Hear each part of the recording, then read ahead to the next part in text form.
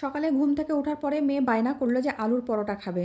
আলুর পরোটা মানেই সেই আটা মাখো, তারপরে আলু মাখো, আলুকে মশলা দিয়ে মেখে রাখো, ভেতরে পুর ঢুকাও, তারপরে পরোটা ভাজো। সে অনেক ঝামেলা।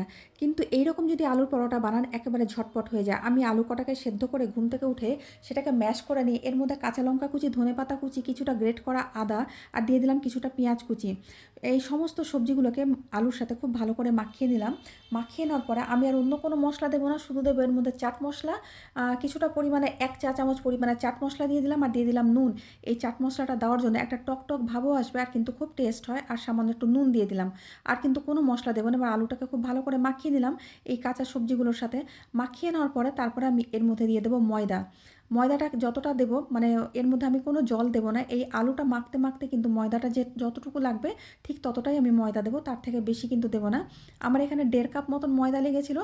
তো শুকনো ময়দাটাকে দিয়ে দেখুন আমি আলুর সাথে এইভাবে চটকে চটকে মেখে নিচ্ছি। আলুর যে নরম ভাবটা, আলুর যে ময়েশ্চারটা আছে, সেই আলুর ময়েশ্চারটা দিয়ে কিন্তু ময়দাটা মাখা হয়ে যাবে।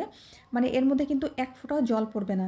তো দেখুন আমি আলুর সেদ্ধটার মধ্যে ময়দাটাকে দিয়ে ঠিক এইভাবে আমি মাখিয়ে নিচ্ছি। এইভাবে মাখতে মাখতে কিন্তু একটা ডো হয়ে যাবে। যদি বেশি চ্যাটচ্যাটে হয়ে যায় আর একটু ময়দা দিয়ে দেবেন। দেখুন খুব সুন্দর একটা আমি ডো করে নিয়েছি। আর যেহেতু এটা আলু দিয়ে ময়দাটা মাখা, তাই এই ময়দাটা মেখে কিন্তু একেবারে বেশিক্ষণ রাখা যাবে না। সঙ্গে সঙ্গে লেচি কেটে কিন্তু এটাকে বেলে পরোটাগুলো ভেজে নিতে হবে। তো যেমন আমরা পরোটার লেচি কাটি ঠিক সেরকমই আমি ছোটো ছোটো লেচি কেটে নিয়েছি। খুব বেশি বড় লেচি নেওয়ারও দরকার নেই।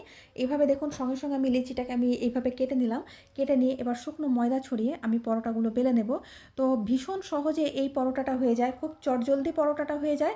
আর এটা কিন্তু খেতেও ভীষণ টেস্টি হয়। এই পরোটাটা আপনারা বাচ্চাদের স্কুলের টিফিনের জলখাবারও দিতে পারেন বা হাজব্যান্ডকে অফিসের আপনারা জলখাবারও দিতে পারেন বা সকালের ব্রেকফাস্টে একেবারে চটজলদি এই পরোটাটা বানিয়ে নিতে পারেন। দেখুন আমি পাতলা রুটির মতন করে আমি বেলে নিলাম, শুকনো ময়দা দিয়ে বেলে নিয়ে এবার আমি এটাকে সেঁকে নেব। এখানে কড়াই গরম করে নিয়ে পরোটাটা দিয়ে দিলাম। দিয়ে আমি 1 মিনিট রেখে উল্টিয়ে নিলাম। উল্টে সেঁকে নিয়ে আমি আরেকটা পরোটা দিয়ে দিলাম। মানে তাড়াতাড়ি করে আমি পরোটাগুলো ভাজছি বলে 2-3টে পরোটা একসাথে ভাজছি। আমি 2 মিনিট সময় নিয়ে উল্টে পাল্টে একটু সেঁকে নিলাম এপিট ওপিট। সেঁকে নেওয়ার পরে এবার আমি তেল দিয়ে দিচ্ছি অল্প অল্প পরিমাণে। এরকম শ্যালো ফ্রাই করেই কিন্তু পরোটাটা ভাজতে হয়। এটা একেবারে ডিপ ফ্রাই করবেন না। আমি এপিট ওপিট আমি তেলগুলো দিয়ে দিচ্ছি 1-1 চামচ করে। দিয়ে দেখুন উল্টিয়ে পাল্টে পরোটাগুলোকে আমি একটু লালচে লালচে করে ভেজে নেব। খুব সহজ আর খুব তাড়াতাড়ি এই পরোটাটা করা যায়। তাই আপনারা সকালের জলখাবারে এটা কিন্তু অনায়াসেই অল্প সময়ের মধ্যে কিন্তু তৈরি করে নিতে পারেন। দেখুন পরোটাটার একটা কালার চলে এসছে, খুব সুন্দর একটা কালার। আমি তুলে নিয়ে সমস্ত পরোটাগুলো বেলে নিচ্ছি। আর দেখুন পরোটাটা কতটা নরম আর সফট হয়েছে। তো যদি ভিডিওটা ভালো লাগে অবশ্যই সাবস্ক্রাইব করে দেবেন আর কমেন্টে জানাবেন যে আপনাদের কেমন লাগলো।